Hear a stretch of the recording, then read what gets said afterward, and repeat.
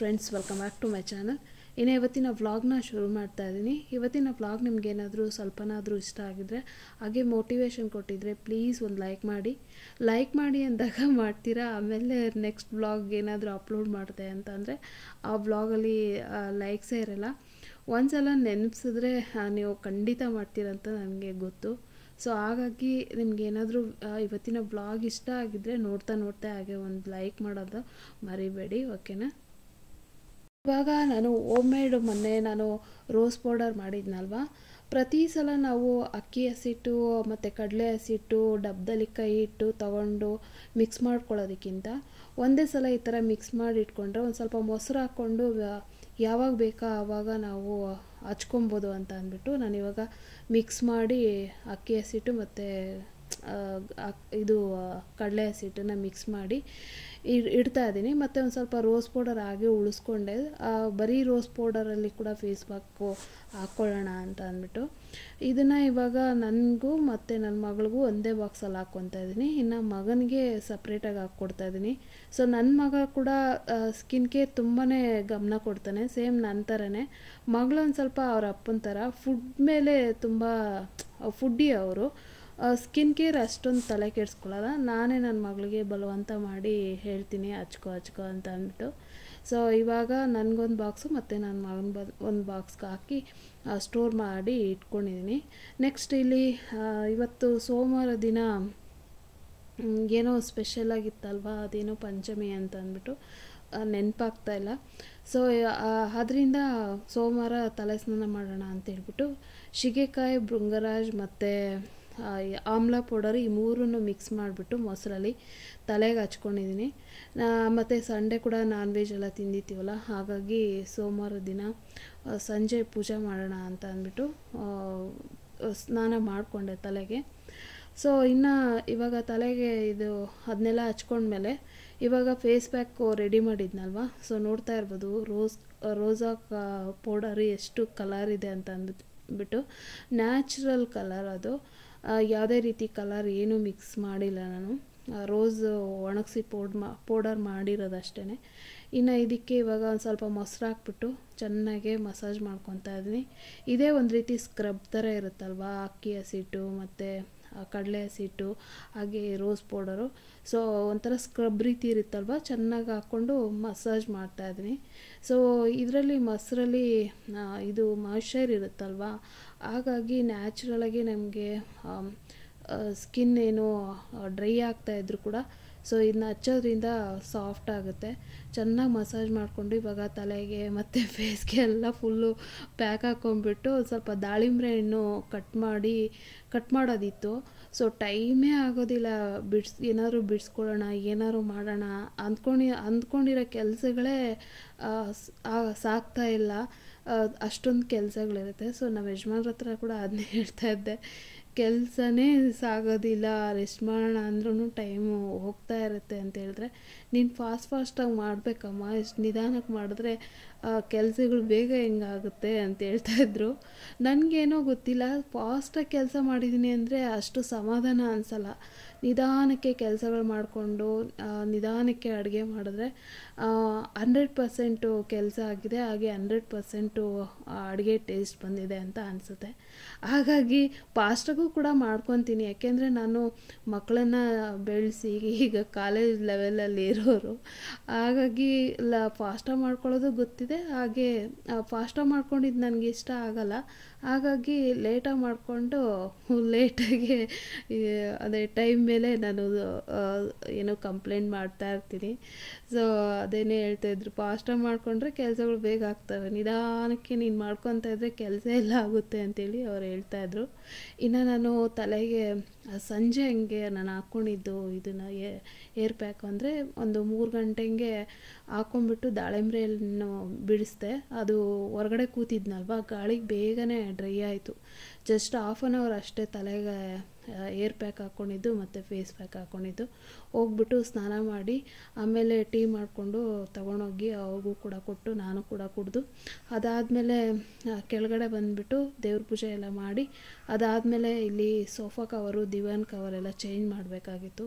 ಸುಮಾರು ಒಂದು 10 ಡೇಸ್ ಏನೋ ಆಯಿತು. ಹಾಗಾಗಿ ಚೇಂಜ್ ಮಾಡೋಣ ಅಂಥೇಳಿ ಒಂದು 7 ಗಂಟೆ ಹಿಂಗೇನು ಮೇಲ್ಗೆ ಬಂದೆ.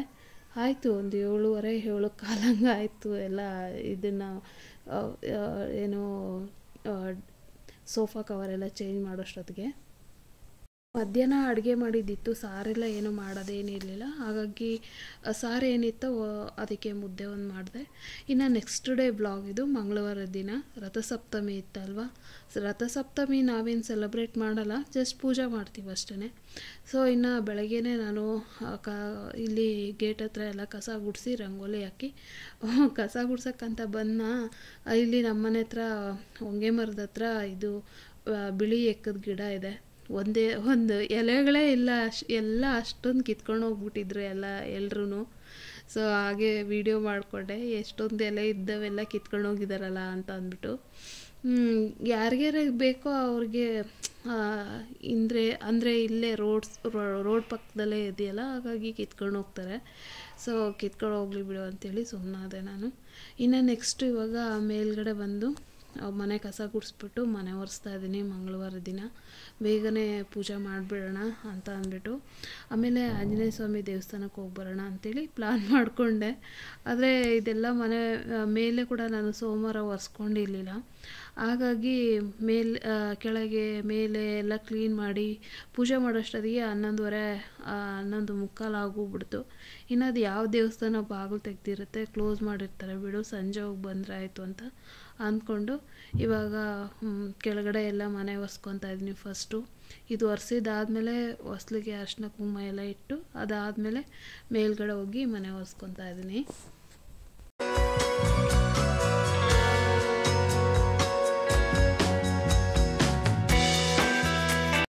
ಈಗ ರಂಗೋಲಿ ಹಾಕೋಣ ಅಂಥೇಳಿ ರಂಗೋಲಿ ಹಾಕ್ತಾಯಿದ್ದೀನಿ. ಹೊರಗಡೆದೆಲ್ಲ ಹೊಸ್ಲು ಎಲ್ಲ ತೊಳೆದ್ಬಿಟ್ಟು ನಾನು ಪೂಜೆ ಎಲ್ಲ ಮಾಡೋಷ್ಟೊತ್ತಿಗೆ ಇದಾಗ್ಬಿಡುತ್ತೆ ಮತ್ತು ಲೇಟ್ ಆಗಿಬಿಡುತ್ತೆ ಅಂಥೇಳಿ ಬೆಳಗ್ಗೆನೇ ಹೊಸ್ಲಿಗೆ ಅರಿಶಿನ ಕುಂಕುಮ ಎಲ್ಲ ಇಟ್ಟು ರಂಗೋಲಿ ಹಾಕ್ತಾಯಿದ್ದೀನಿ. ಸೊ ನಾನ್ ವೆಜ್ಜು ಈ ಥರದ್ದು ಏನಾದ್ರು ತಿಂದಿತ್ತು ಅಂತಂದರೆ ನಾನು ತಲೆ ಸ್ನಾನ ಮಾಡಿಕೊಂಡು ಹೊಸ್ಲನ್ನ ಕ್ಲೀನ್ ಮಾಡಿ ಅರಿಶಿನ ಕುಂಕುಮ ಇಡ್ತೀನಿ. ಇಲ್ಲ ತಿಂದಿಲ್ಲ ಅಂತಂದರೆ ಬೆಳಗ್ಗೆನೇ ನಾನು ಎದ್ದಿದ ತಕ್ಷಣವೇ ಫಸ್ಟ್ ಬ್ರಷ್ ಮಾಡಿ ಕೈಕಾಲು ಮುಖ ತೊಳ್ಕೊಂಡಿರ್ತೀನಿ ಅಲ್ವಾ, ಹಾಗಾಗಿ ಹೊಸ್ಲಿಗೆ ಅರಿಶಿನ ಕುಂಕುಮ ಒಂದೊಂದು ಸಲ ಇಟ್ಟುಬಿಡ್ತೀನಿ. ಲೇಟಾದಷ್ಟು ಹೊಸ್ಲನ್ನು ನೋಡೋಕ್ಕಾಗಲ್ವಲ್ಲ, ಸೊ ಹಾಗಾಗಿ. ಇನ್ನು ಇವಾಗ ಮೇಲ್ಗಡೆ ಬಂದು ಟೆರೆಸ್ ರೂಮ್ದೆಲ್ಲ ನೆಲ ಕಸ ಗುಡಿಸ್ಕೊಂಡು ನೆಲ ಒರೆಸ್ಕೊಂಡು ಇವಾಗ ಸ್ಟೆಪ್ಸು ಕೂಡ ಒರೆಸ್ಕೊಂಡು ಬರ್ತಾಯಿದ್ದೀನಿ. ನನಗೆ ಒಬ್ಬರು ಕಮೆಂಟ್ ಮಾಡಿದ್ರಿ, ವಿಂಡೋ ಕ್ಲೀನಿಂಗ್ ಮಾಡುವಾಗ ನೀವು ವಿಂಡೋನ ಯಾವ ರೀತಿ ಕ್ಲೀನ್ ಮಾಡ್ತೀರಾ ಸೀಸ್ ಅಂತ ಅಂದ್ಬಿಟ್ಟು. ಅದನ್ನು ನಾನು ಮುಂದೆ ಕಂಟಿನ್ಯೂ ಮಾಡ್ತೀನಿ. ಇಲ್ಲಿ ಇವಾಗ ಮನೆಯೆಲ್ಲ ಒರೆಸಿದ್ದಾಯಿತು. ಮನೆ ಒರೆಸ್ಬಿಟ್ಟು ಇವಾಗ ಟಿಫನ್ಗೆ ನಾನು ರಥಸಪ್ತಮಿ ದಿನ ನಾವೇನು ರಥಸಪ್ತಮಿ ಆಚರಿಸಲ್ಲ, ಜಸ್ಟ್ ಪೂಜೆ ಮಾಡ್ತೀನಿ ಅಷ್ಟೇ. ಇಲ್ಲಿ ಇವಾಗ ನಾನು ಮನೆಯೆಲ್ಲ ಒರೆಸ್ಬಿಟ್ಟು ಬಿಸಿಬೇಳೆ ಬಾತ್ ಮಾಡ್ತಾಯಿದ್ದೀನಿ. ಬಿಸಿಬೇಳೆ ಬಾತ್ಗೆ ಇವಾಗ ಒಗ್ಗರಣೆ ಮಾಡ್ಕೊತಾ ಇದ್ದೀನಿ. ಮೊದಲೇ ನಾನು ತರಕಾರಿ ಅನ್ನ ಬೇಳೆ ಎಲ್ಲ ಬೇಯಿಸಿಟ್ಕೊಂಡಿದ್ದೆ. ಫಸ್ಟ್ ಬೇಳೆ ಬೇಯಿಸ್ಬಿಟ್ಟು ಆಮೇಲೆ ಅಕ್ಕಿ ತರಕಾರಿ ಎಲ್ಲ ಹಾಕ್ಬಿಟ್ಟು ಒಂದು ಕೂಗಿಸ್ಕೊಂಡಿದ್ದೆ. ಅದಾದಮೇಲೆ ಇವಾಗ ಒಗ್ಗರಣೆ ಮಾಡ್ಕೊತಾ ಇದ್ದೀನಿ. ಒಗ್ಗರಣೆಗೆ ಎಣ್ಣೆ, ಸಾಸಿವೆ ಮತ್ತು ಇಂಗು, ಅದಾದಮೇಲೆ ಇದು ಕರಿಬೇವು, ಒಣಮೆಣ್ಸಿನ್ಕಾಯಿ ಇದೆಲ್ಲ ಹಾಕ್ಬಿಟ್ಟು ಆಮೇಲೆ ಟೊಮೆಟೊ ಹಾಕ್ಬಿಟ್ಟು ಅದಾದಮೇಲೆ ಕ್ಯಾಪ್ಸಿಕಮ್ ಹಾಕಿ ನೆಕ್ಸ್ಟ್ ಇಲ್ಲಿ ಹುಣಸೆ ಹುಳಿ ಮತ್ತು ಇದು ಬಿಸಿಬೇಳೆ ಬಾತ್ ಪೌಡರ್ನ ಮಿಕ್ಸ್ ಮಾಡಿ ಇಟ್ಕೊಂಡಿದ್ದೆ. ಇವಾಗ ಅನ್ನದ ರೀತಿ ಆಗಿರುತ್ತಲ್ವ, ಸಿಕ್ಕಾಪಟ್ಟೆ ಇನ್ನೂ ನೀರು ಹಾಕಬೇಕಾಗುತ್ತೆ ಬಿಸಿಬೇಳೆ ಬಾತ್ಗೆ. ಹಾಗಾಗಿ ಇವಾಗ ನಾನು ಹುಣಸೆ ಹುಳಿ ಮತ್ತು ಏನು ಬಿಸಿಬೇಳೆ ಬಾತ್ ಪೌಡರು ಹಾಕಿ ಮಿಕ್ಸ್ ಮಾಡಿದ್ನಲ್ಲ ಅದನ್ನೆಲ್ಲ ಹಾಕ್ಬಿಟ್ಟು ಒಂದು ಸ್ವಲ್ಪ ಬೆಲ್ಲ ಹಾಕಿ ಆಮೇಲೆ ಇದಕ್ಕೆ ಉಪ್ಪು ಕೂಡ ಹಾಕಿದ್ದೀನಿ. 1-2 ಕುದಿ ಬಂದಮೇಲೆ ಇವಾಗ ಏನು ತರಕಾರಿ ಬೇಳೆ ಅನ್ನ ಎಲ್ಲ ಬೆಂದಿತ್ತು. ಇವಾಗ ಅದನ್ನ ಓಪನ್ ಮಾಡಿ ಕುಕ್ಕರ್ಗೆ ಸೇರಿಸ್ಬಿಟ್ಟು ತುಪ್ಪ ಕೂಡ ನಾನು ಒಗ್ಗರಣೆನಲ್ಲೇ ಹಾಕ್ಕೊಂಡಿದ್ದೆ. ತುಪ್ಪ ಎಣ್ಣೆ ಎಲ್ಲ ಹಾಕ್ಬಿಟ್ಟಿದ್ದೆ. ನೆಕ್ಸ್ಟ್ ಇವಾಗ 1-2 ಕುದಿ ಕುದಿಸಿದ್ಮೇಲೆ ಇವಾಗ ರೈತ ಜೊತೆಗೆ ಸರ್ವ್ ಮಾಡ್ತಾಯಿದ್ದೀನಿ. ಮಕ್ಕಳಿಗೆ ಫಸ್ಟ್ ಕೊಟ್ಬಿಡ್ತಾಯಿದ್ದೀನಿ. ಸೊ ಅವ್ರಿಗೆ ಎಕ್ಸಾಮ್ ಹಾಲಿಡೇ ಇರೋದ್ರಿಂದ ಸ್ವಲ್ಪ ಲೇಟಾಗಿ ಮಾಡಿದ್ರು ನಡೆಯುತ್ತೆ. ಯಜಮಾನ್ರಿಗೆ ಅವ್ರ ಕೆಲಸದ ಮೇಲೆ ಹೊರಗಡೆ ಹೋಗಬೇಕಾಗಿತ್ತು. ಇವತ್ತು ನನಗೆ ಮನೆ ಒರೆಸ್ಕೊಂಡು ರಥಸಪ್ತಮಿ ಬೇರೆ ಇದೆಯಲ್ಲ, ಪೂಜೆ ಮಾಡಬೇಕು, ನೀವೊಂದು ಸ್ವಲ್ಪ ಹೊರಗಡೆ ತಿನ್ಕೊತೀರಾ ಅಂತೇಳಿದೆ. ಸರಿ ಅಂತೇಳಿ ಅವರು ಹೊರಗಡೆ ತಿಂದ್ಕೊಂಡು ಕೆಲಸದ ಮೇಲೆ ಹೋದರು. ಆ್ಯಕ್ಚುಲಿ ಅವ್ರಿಗೆ ಬಿಸಿಬೇಳೆ ಬಾತ್ ಅಂದರೆ ಇಷ್ಟ ಆಗಲ್ಲ. MTR ಹೋಟೆಲ್ ಬಿಟ್ಟರೆ ಅವ್ರಿಗೆಲ್ಲೂ ನಾವು ಮನೇಲಿ ಮಾಡಿದ್ದಂಥದ್ದು ಅಷ್ಟು ಇಷ್ಟ ಆಗಲ್ಲ. ನನ್ನ ಮಕ್ಕಳಿಗೆ ಅಂತೂ ತುಂಬಾ ಇಷ್ಟ. 3 ಹೊತ್ತು ಇಟ್ಟರು ಬಿಸಿಬೇಳೆ ಬಾತು ಮತ್ತು ಪಲಾವ್ ತುಂಬ ಇಷ್ಟಪಟ್ಟು ತಿಂತಾರೆ. ಹಾಗಾಗಿ ನಾನು ಬಿಸಿಬೇಳೆ ಬಾತು ಮಾಡಿಟ್ಟು ಈಗ 10:30 ಆಗಿತ್ತು. ಸ್ನಾನ ಮಾಡ್ಕೊಂಡ್ಬಂದು ಇವಾಗ ಹೂವನ್ನೆಲ್ಲ ಕಿತ್ಕೊತಾ ಇದ್ದೀನಿ, ಪೂಜೆ ಮಾಡೋಣ ಅಂತ ಅಂದ್ಬಿಟ್ಟು. ಎಷ್ಟು ಬೇಗ ಬೇಗ ಮಾಡೋಣ ಅಂತಂದ್ರೂ ಆಗ್ಬಿಡುತ್ತೆ ಟೈಮ್. ಒಂದು 10-15 ನಿಮಿಷ ನಾನು ಕೂಡ ಕೂತ್ಕೊಂಡಿದ್ದೆ. ಇಲ್ಲಾಂದರೆ ಮನೆ ಒರೆಸಿ ಟಿಫನ್ ಮಾಡಿ ತುಂಬಾ ಟಯರ್ಡ್ ಆಗುತ್ತಲ್ಲ, ಹಾಗಾಗಿ ಕೂತ್ಕೊಂಡಿದ್ದು. ಅದಾದಮೇಲೆ ಸ್ನಾನಕ್ಕೆ ಹೋಗಿದ್ದೆ. ಇನ್ನಿವಾಗ ಬಟ್ಟೆ ಒಣಗಾಕಿದ್ವಿ. ಯಾವುದೋ ಒಂದು ಬಟ್ಟೆ ಕೆಳಗಡೆ ಬಿದ್ದಿತ್ತು, ಅದಕ್ಕೆ ಕ್ಲಿಪ್ ಹಾಕ್ಬಿಟ್ಟು ಇವಾಗ ಹೂವು ಕಿತ್ಕೊಂಡು ಕೆಳಗಡೆ ಹೋಗ್ತಾ ಇದ್ದೀನಿ ಪೂಜೆ ಮಾಡೋಣ ಅಂತ ಅಂದ್ಬಿಟ್ಟು. ಇವಾಗೆಲ್ಲ ಜಾಸ್ತಿ ಹೂವು ಬರ್ತಾಯಿಲ್ಲ, ಚಳಿ ಇರೋದ್ರಿಂದ ರೋಗ ಜಾಸ್ತಿ ಮತ್ತು ಹೂವಿನ ಇಳುವರಿ ಕೂಡ ತುಂಬ ಕಮ್ಮಿ. ಹಾಗಾಗಿ ಇಷ್ಟೇ ಹೂವು ಸಿಕ್ಕಿದ್ದು. ಇವಾಗ ಬೇಗ ಬೇಗ ಪೂಜೆ ಮಾಡ್ಕೊತಾ ಇದ್ದೀನಿ, ಲೇಟ್ ಆಗಿಬಿಟ್ಟಿದೆ ಅಂತ ಅಂದ್ಬಿಟ್ಟು. ಆಂಜನೇಯ ಸ್ವಾಮಿ ದೇವಸ್ಥಾನಕ್ಕೆ ಹೋಗಬೇಕಾಗಿತ್ತು, ಬಟ್ ಟೈಮ್ ಆಗೋಗ್ಬಿಡ್ತು. ಈವ್ನಿಂಗ್ ಹೋಗೋಣ ಅಂತೇಳಿ ಸುಮ್ಮನಾದೆ. ಇನ್ನಿವಾಗ ಸೂರ್ಯದೇವನಿಗೆ ಪೂಜೆ ಮಾಡ್ತಾಯಿದ್ದೀನಿ. ರಥಸಪ್ತಮಿ ಆಗಿರೋದ್ರಿಂದ ಸಿಕ್ಕಾಪಟ್ಟೆ ಬಿಸಿಲಿತ್ತು.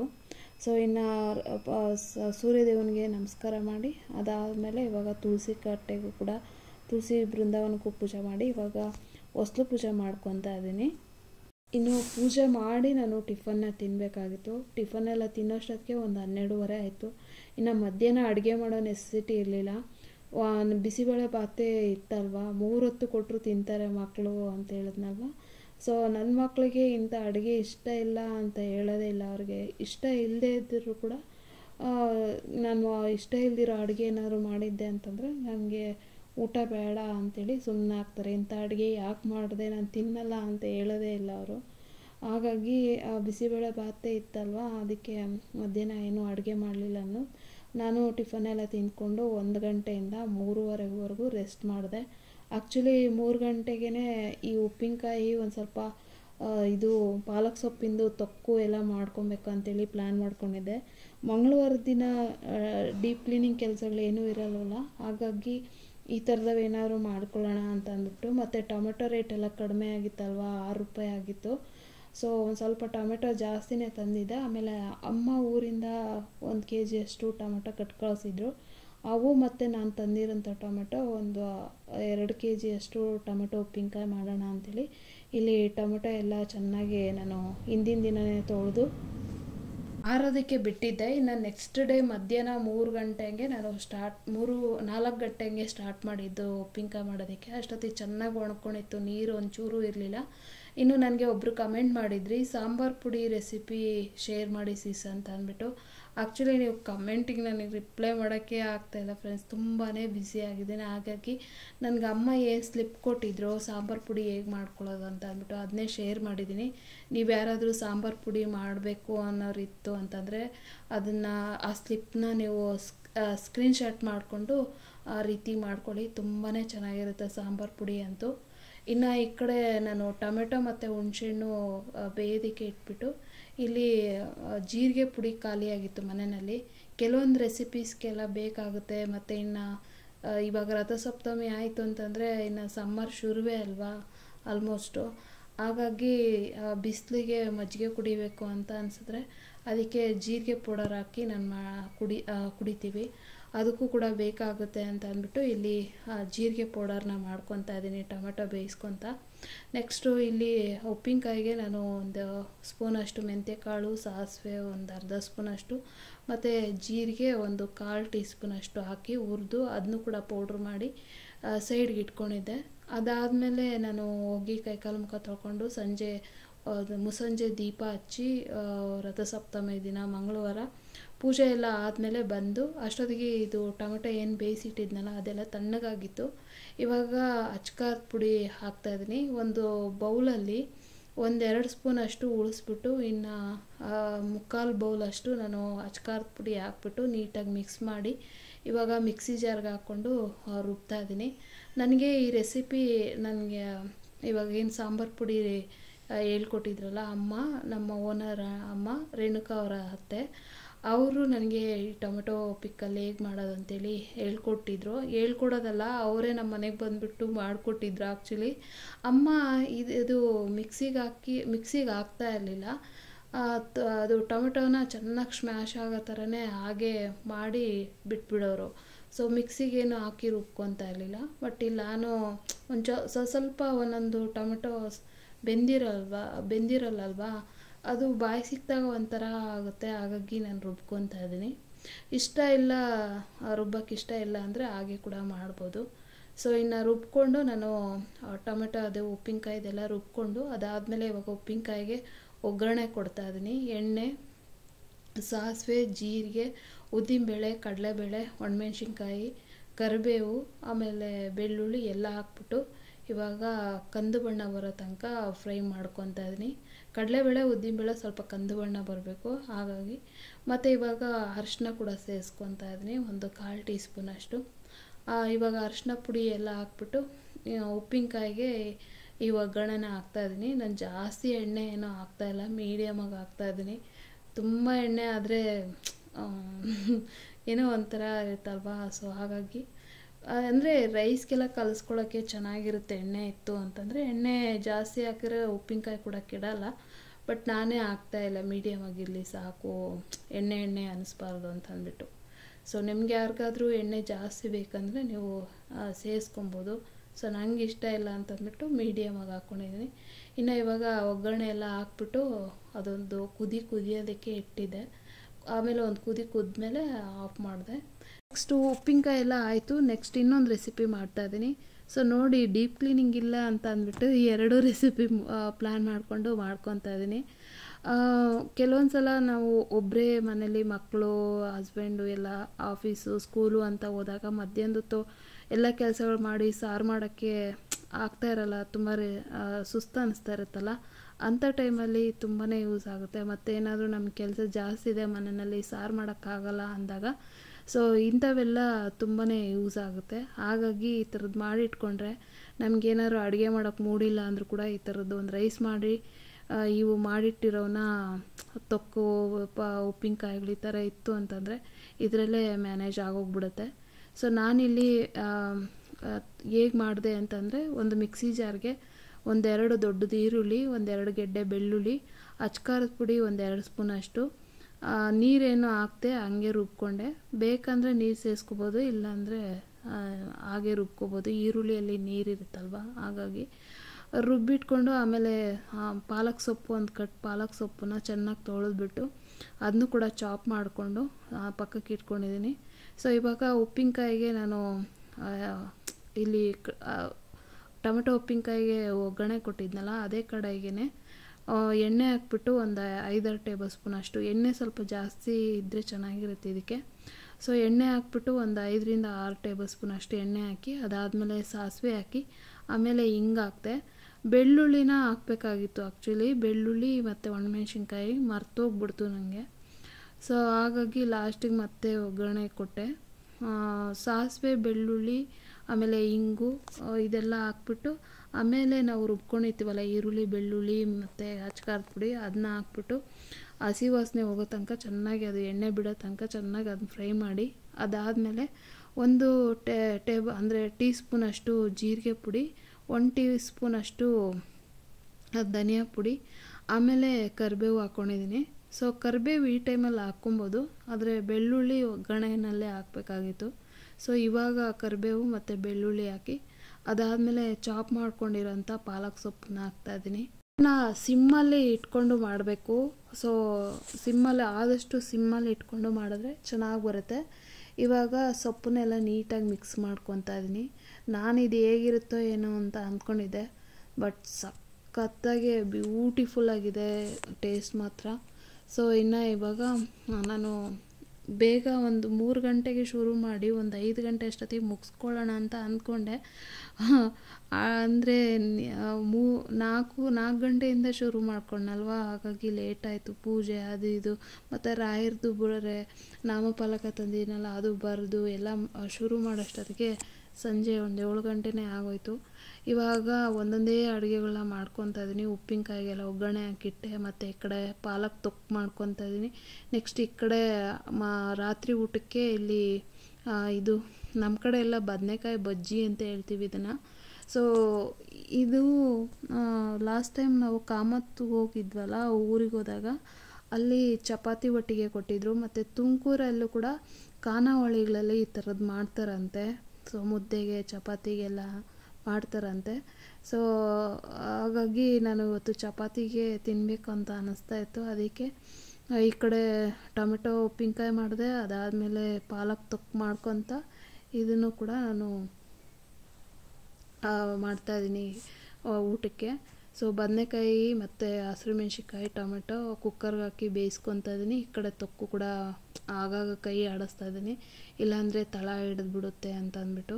ಸೊ ಆಮೇಲೆ ಇದಕ್ಕೆ ಒಗ್ಗರಣೆ ಕೂಡ ಕೊಟ್ಟೆ ನಾನು. ಒಣಮೆಣ್ಸಿನ್ಕಾಯಿ ಮತ್ತು ಬೆಳ್ಳುಳ್ಳಿ ಹಾಕ್ಬಿಟ್ಟು ಒಗ್ಗರಣೆ ಕೂಡ ಕೊಟ್ಟೆ. ಸೊ ಇನ್ನೇನು ಫೈನಲಾಗೆ ಇಲ್ಲಿ ನೋಡ್ತಾ ಇರ್ಬೋದು, ಸೊಪ್ಪು ಈ ಕಲರ್ ಬಂದಮೇಲೆ ಆಫ್ ಮಾಡಬೇಕು. ಮೀಡಿಯಮ್ ಅಂದರೆ ಸಿಮ್ಮಲ್ಲೇ ಇಟ್ಕೊಂಡು ಮಾಡಬೇಕು ಇದನ್ನು. ಸುಮಾರು ಒಂದು 1/2 hour ಆಗುತ್ತೆ ಇದು ಮಾಡೋದಕ್ಕೆ ತೊಕ್ಕು. ನೆಕ್ಸ್ಟ್ ಇವಾಗ ಅದು ಬೆಂಡೆಕಾಯಿ ಕೂಡ ಹೆಚ್ಕೊತ ನಾನು ಬೆಂಡೆಕಾಯಿ ಪಲ್ಯ ಮಾಡೋಕ್ಕೆಲ್ಲ ರೆಡಿ ಮಾಡ್ಕೊತ ಈ ತೊಕ್ಕು ಕೂಡ ಎಲ್ಲ ರೆಡಿ ಆಯಿತು. ಇವಾಗ ಒಂದು ಬಾಕ್ಸ್ಗೆ ನಾನು ಶಿಫ್ಟ್ ಮಾಡ್ಕೊತಾ ಇದ್ದೀನಿ. ಸೊ ಇದರಲ್ಲಿ ಬೆಂಡೆಕಾಯಿ ಪಲ್ಯ ಮಾಡಬೇಕಾಯ್ತು ಈ ಕಡಾಯಲ್ಲಿ, ಹಾಗಾಗಿ ಬಾಕ್ಸ್ಗೆ ಹಾಕ್ಕೊತಾ ಇದ್ದೀನಿ ತೊಕ್ಕನ್ನ. ಸೊ ತುಂಬ ಅಂದರೆ ತುಂಬ ಚೆನ್ನಾಗಿತ್ತು. ಇದಕ್ಕೆ ಬೇಕಂದರೆ ಸ್ವಲ್ಪ ಮೆಂತ್ಯ ಕಾಳು ಒಗ್ಗರಣೆನಲ್ಲಿ, ಇಲ್ಲಾಂದರೆ ಮೆಂತ್ಯ ಪುಡಿ ಕೂಡ ಹಾಕ್ಕೊಬೋದು. ಸೊ ನಾನು ಮೆಂತ್ಯ ಕಾಳು ಹಾಕೋಕ್ಕೆ ಹೋಗಲಿಲ್ಲ. ಸೊ ನೆಕ್ಸ್ಟ್ ಟೈಮ್ ಮಾಡುವಾಗ ಹಾಕ್ಕೊಳ್ಳೋಣ ಅಂತ ಅಂದ್ಬಿಟ್ಟು ಸುಮ್ಮನಾದೆ. ಸೊ ಇವಾಗ ಬಾಕ್ಸ್ಗೆ ಹಾಕಿದೆ. ಸೊ ನೋಡ್ತಾ ಇರ್ಬೋದು, ನೋಡ್ತಾ ಇದ್ರೇ ತಿನ್ನಬೇಕು ಅಂತ ಅನಿಸುತ್ತಲ್ವ, ಬಾಯಲ್ಲಿ ನೀರು ಬರುತ್ತೆ ಅಂತ ಅನಿಸುತ್ತೆ. ನೆಕ್ಸ್ಟ್ ಇವಾಗ ತೊಕ್ಕನ್ನ ಆ ಕಡೆ ಇಟ್ಬಿಟ್ಟು ಇವಾಗ ಬದನೆಕಾಯಿ ಹಸಿರು ಮೆಣಸಿನ್ಕಾಯಿ ಇದೆಲ್ಲ ಬೇಯಿಸ್ಕೊಂಡಿದ್ನಲ್ಲ ಟೊಮೆಟೊ, ಅದನ್ನ ಕಿವುಚ್ತಾ ಇದ್ದೀನಿ. ಕೆಲವರು ಕೈಯಲ್ಲಿ ಕಿವುಚೋದಿಲ್ಲ, ಕೈ ಉರಿಯುತ್ತೆ ಅಂತ ಅಂದ್ಬಿಟ್ಟು ಸ್ಮ್ಯಾಶರಲ್ಲಿ ಸ್ಮ್ಯಾಶ್ ಮಾಡ್ಕೊತಾರೆ, ಇಲ್ಲಾಂದರೆ ಮಿಕ್ಸಿಗೆ ಹಾಕ್ಕೊತಾರೆ. ನಾನು ಕೈಯಲ್ಲೇ ಮಾಡ್ತಾಯಿದ್ದೀನಿ. ನಾನು ಕಿವುಚಿದ ತಕ್ಷಣ ಹೋಗಿ ಸೋಪು ಹಾಕಿ ತೊಳೆದ್ಬಿಟ್ರೆ ಸಾಕು, ಕೈ ಏನು ಉರಿಯಲ್ಲ. ಹಾಗಾಗಿ ಹಸಿರು ಮೆಣಸಿನ್ಕಾಯಿ ಉಪ್ಪು ಮತ್ತು ಕೊತ್ತಂಬರಿ ಸೊಪ್ಪು ಹಾಕಿ ಚೆನ್ನಾಗಿ ಕಿವುಚ್ಬಿಟ್ಟು, ಅದಾದಮೇಲೆ ಟೊಮೆಟೊ ಹಾಕ್ಕೊಂಡು ಕಿವುಚ್ಕೊಂಡು, ಅದಾದಮೇಲೆ ಬೆಳ್ಳುಳ್ಳಿ ಕೂಡ ಏನೋ ಕೈಯಲ್ಲೇ ಕಿವುಚ್ಕೊಂಡು, ಆಮೇಲೆ ಬದನೆಕಾಯಿ ಮತ್ತು ಈರುಳ್ಳಿ, ಹಸಿ ಈರುಳ್ಳಿ ಇದೆಲ್ಲನೂ ಹಾಕ್ಬಿಟ್ಟು ಕಿವುಚ್ತಾ ಇದ್ದೀನಿ. ಸೊ ನೋಡ್ತಾ ಇರ್ಬೋದು, ಇದನ್ನ ನೋಡ್ತಾ ಇದ್ರು ಕೂಡ ಬಾಯಲ್ಲಿ ನೀರು ಬರುತ್ತಲ್ಲ. ಮುದ್ದೆಗೆ, ಅನ್ನಕ್ಕೆ, ಚಪಾತಿಗೆ ತುಂಬಾ ಚೆನ್ನಾಗಿರುತ್ತೆ ಈ ಬಜ್ಜಿ. ಹಾಗೆ ಬೆಂಡೆಕಾಯಿ ಪಲ್ಯ ಕೂಡ ಮಾಡ್ಕೊಂಡಿದ್ದೀನಿ. ಇನ್ನು ಇಷ್ಟು ರೆಸಿಪಿ ಸಂಜೆಯಿಂದ ಮಾಡ್ಕೊಂಡಿದ್ದೀನಿ. ಪಾಲಕ್ ತೊಕ್ಕು, ಟೊಮೆಟೊ ಉಪ್ಪಿನಕಾಯಿ, ಬೆಂಡೆಕಾಯಿ ಪಲ್ಯ ಮತ್ತು ಬದನೆಕಾಯಿ ಬಜ್ಜಿ ಇವಿಷ್ಟನ್ನು ಬಡಿಸ್ತಾ ಇದ್ದೀನಿ. ನಮ್ಮ ಯಜಮಾನ್ರು ಯಾಕೆ ಇಷ್ಟೊಂದು ಮಾಡಿಬಿಟ್ಟಿದೆಯಲ್ಲ ಇವತ್ತು ಅಂತ ಹೇಳ್ತಾಯಿದ್ರು. ಹಾಗೆ ಟೊಮೆಟೊ ರೇಟೆಲ್ಲ ಕಮ್ಮಿ ಆಗಿತ್ತಲ್ಲ, ಅದಕ್ಕೋಸ್ಕರ. ಮತ್ತು ಪಾಲಕ್ ಸೊಪ್ಪು ಕೂಡ 10 ರೂಪಾಯಿ ಕಟ್ಟು, ಹಾಗಾಗಿ ತಂದಿದ್ದೆ ಅಂತ ಅಂದ್ಬಿಟ್ಟು ಮಾಡಿದ್ದೆ ಅಂತೇಳಿ ಅವ್ರಿಗೆ ಹೇಳ್ತಾ ಇದ್ದೆ. ಇವೆಲ್ಲ ಮಾಡಿ ಊಟ ಮಾಡೋಷ್ಟೊತ್ತಿಗೆ 10 ಗಂಟೆ ಆಗೋಯ್ತು. ಇನ್ನು ಪಾತ್ರೆ ತೊಳೆದಿರಲಿಲ್ಲ, ಪಾತ್ರೆ ಎಲ್ಲ ತೊಳೆಯೋಷ್ಟೊತ್ತಿಗೆ ಒಂದು 10:45 ಆಯಿತು. ಆಮೇಲೆ ಗ್ಯಾಸೆಲ್ಲ ಕ್ಲೀನ್ ಮಾಡಿ ಮಲಗೋಷ್ಟೊತ್ತಿಗೆ ನಾನು 11:30 ಆಗೋಗ್ಬಿಟ್ಟಿತ್ತು. ಅಷ್ಟೊಂದು ಅಡುಗೆಗಳು ಮಾಡಿ ಎಲ್ಲ ಕ್ಲೀನ್ ಮಾಡೋಷ್ಟೊತ್ತಿಗೆ ಫುಲ್ಲು ಬೆಳಗ್ಗೆ ಬೇರೆ ಮನೆ ಒರೆಸಿ ದೇವ್ರ ಪೂಜೆ ಎಲ್ಲ ಮಾಡಿ ಫುಲ್ ಟಯರ್ಡ್ ಆಗಿಬಿಟ್ಟಿತ್ತು. ಎಷ್ಟೊತ್ತಿಗೆ ಮಲ್ಕೊತೀನಪ್ಪ ಅನಿಸ್ಬಿಟ್ಟಿತ್ತು. ಇದಿಷ್ಟು ನಾನು ಮಂಗಳವಾರದ ದಿನ ಮಾಡ್ಕೊಂಡಿದ್ದು. ಮನೆ ವಾರ ಪೂಜೆ ಮತ್ತು ಒಂದು ಸ್ವಲ್ಪ ರೆಸ್ಟು, ಅದಾದಮೇಲೆ ಉಪ್ಪಿನಕಾಯಿ ತೊಕ್ಕು, ಮತ್ತು ನೈಟು ಡಿನ್ನರ್ಗೆ 1-2 ಸೈಡ್ ಡಿಶ್ ಚಪಾತಿ ಇದೆಲ್ಲ ಮಾಡಿ, ರೈಸ್ ಮಾಡಿ, ಊಟ ಮಾಡಿ, ಪಾತ್ರೆ ಎಲ್ಲ ತೊಳೆದು ಗ್ಯಾಸ್ ಎಲ್ಲ ಒರೆಸಿ, ಆಮೇಲೆ ಕಸ ಗುಡಿಸಿ ಇವಾಗ ಮ್ಯಾಟ್ ಹಾಕ್ತಾಯಿದ್ದೀನಿ. ಸೊ ನಮ್ಮ ಯಜಮಾನ್ರಂತೂ ಇವಾಗ ನನಗೆ ಹೆಸರೇ ಚೇಂಜ್ ಮಾಡಿಬಿಟ್ಟಿದ್ದಾರೆ. ಹ್ಯಾಂಡ್ಮೇಡ್ ಮತ್ತು ಹೋಮ್ ಮೇಡ್ ಅಂತೇಳಿ ಹೆಸರಿಟ್ಟಿದ್ದಾರೆ. ಒಂದು ಸಲ ಹ್ಯಾಂಡ್ಮೇಡ್ ಅಂತ ಹೇಳ್ತಾರೆ, ಒಂದು ಸಲ ಹೋಮ್ ಮೇಡ್ ಅಂತೇಳಿ ಟೀಸ್ ಮಾಡ್ತಾ ಇರ್ತಾರೆ. ಸೊ ನೀವೇನಾರ ಅಂದ್ಕೊಳ್ಳಿ, ನನಗೆ ಇದೆಲ್ಲ ಇಷ್ಟ ಮನೇಲೇ ಮಾಡೋದು ಅಂತೇಳಿ ಅವ್ರಿಗೆ ಹೇಳ್ತಾ ಇರ್ತೀನಿ. ಇವಾಗ ನೆಕ್ಸ್ಟ್ ಡೇ ಬೆಳಗ್ಗೆ ನಾನು ಒಂದು ಗ್ಲಾಸ್ ಬಾಟಲ್ಗೆ ಹಾಕಿಡ್ತಾ ಇದ್ದೀನಿ ಉಪ್ಪಿನಕಾಯಿನ. ಇದು ಪಿಂಗಾಣಿ ಜಾರು ಇಲ್ಲಾಂದರೆ ಗ್ಲಾಸು ಬೆಟರು ಉಪ್ಪಿನಕಾಯಿಗಳಿಗೆ, ಹಾಗಾಗಿ ಗ್ಲಾಸ್ಗೆ ಹಾಕ್ತೆ. ಇನ್ನೂ ಸ್ವಲ್ಪ ಉಳಿದಿತ್ತು, ನಮ್ಮ ಮನೆ ಕೆಳಗಡೆ ಟೆನೆಂಟ್ಗೆ ಕೊಡೋಣ ಅಂತಂದ್ಬಿಟ್ಟು ಒಂದು ಬೌಲ್ಗೆ ಹಾಕಿ ಇಟ್ಕೊತಾ ಇದ್ದೀನಿ. ಸೊ ಇದು ಮಧ್ಯಾಹ್ನ ಊಟಕ್ಕೆ ಬುಧವಾರದ ದಿನ ಇವರಿಗೆ ಬಿಸಿ ಅನ್ನ, ಈ ಟೊಮೆಟೊ ಉಪ್ಪಿನಕಾಯಿ ಮತ್ತು ತೊಕ್ಕು ರಾತ್ರಿ ಮಾಡಿದ್ನಲ್ಲ, ಒಳ್ಳೆ ಟೇಸ್ಟ್ ಬಂದಿತ್ತಾಗಲೇ. ಬಿಸಿ ಅನ್ನಕ್ಕೆ ಇವೆರಡನ್ನ ಹಾಕಿ ಕೊಟ್ಟಿದ್ದೆ. ಬಹಳ ಅಂದರೆ ಬಹಳ ಚೆನ್ನಾಗಿದೆ ಅಂತ ಹೇಳಿ ಹೇಳ್ತಾಯಿದ್ರು. ಒಂದಕ್ಕಿಂತ ಒಂದು ಕಾಂಪಿಟೇಷನ್ ಕೊಡುತ್ತೆ, ಅಷ್ಟು ಟೇಸ್ಟಿಯಾಗಿದ್ದಾವೆ ಎರಡು ಅಂತೇಳಿ ಹೇಳ್ತಾಯಿದ್ರು. ಇನ್ನು ಇಲ್ಲಿ ನಾನು ಬಿಸಿ ಅನ್ನಕ್ಕೆ ತೊಕ್ಕು ಮತ್ತು ಟೊಮೆಟೊ ಉಪ್ಪಿನಕಾಯಿ ಕೂಡ ಹಾಕಿ ಕಲಸಿ ನಾನು ಕೂಡ ಟೇಸ್ಟ್ ಮಾಡ್ತಾಯಿದ್ದೀನಿ. ಸೊ ನೀವು ಕೂಡ ಟ್ರೈ ಮಾಡಿ. ಪಾಲಕ್ ಸೊಪ್ಪಿನ ತೊಕ್ಕು ಸೊ ಆರೋಗ್ಯಕ್ಕೆ ಕೂಡ ತುಂಬ ಒಳ್ಳೆಯದು. ಒಂದು ಕಟ್ ಪಾಲಕ್ ಸೊಪ್ಪು ತಿಂದರೆ 7 ಮೊಟ್ಟೆ ತಿಂದಷ್ಟು ಶಕ್ತಿ ಅಂತ ಹೇಳ್ತಾರೆ. ಹಾಗಾಗಿ ಕ್ಲೀನಿಂಗ್ ಬಗ್ಗೆ ನಾನು ನೆಕ್ಸ್ಟ್ ಬ್ಲಾಗಲ್ಲಿ ಶೇರ್ ಮಾಡ್ಕೊತೀನಿ. ಸಮಯದ ಅಭಾವ ಇರೋದ್ರಿಂದ ಆಗಿಲ್ಲ. So sorry. ಇವತ್ತಿನ ಬ್ಲಾಗ್ ನಿಮ್ಮೆಲ್ಲರಿಗೂ ಇಷ್ಟ ಆಗಿದೆ ಅಂತ ಅಂದ್ಕೊತೀನಿ, ಮೋಟಿವೇಶನ್ ಕೊಟ್ಟಿದೆ ಅಂತ ಅಂದ್ಕೊತೀನಿ. ಇವತ್ತಿನ ಬ್ಲಾಗ್ ಇಷ್ಟ ಆಗಿದ್ರೆ please like, share, comment and subscribe to my channel. Thank you for watching my video. Next ವಿಡಿಯೋದಲ್ಲಿ ಸಿಗೋಣ. ಅಲ್ಲಿವರೆಗೂ ಬಾಯ್.